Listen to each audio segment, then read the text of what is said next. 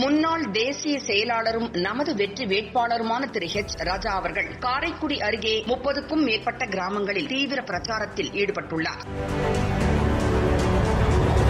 தமிழக சட்டமன்ற தேர்தல் வாக்குப்பதிவு ஏப்ரல் மாதம் 6ஆம் தேதி நடைபெறவுள்ளது.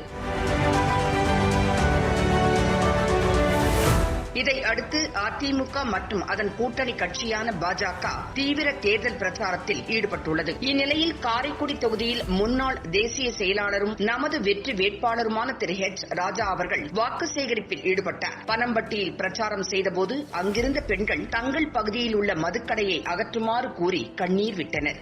இதையடுத்து மதுக்கடையை அகற்ற உறுதியாக நடவடிக்கை எடுப்பதாக திரு ஹெச் ராஜா அவர்கள் தெரிவித்தார்.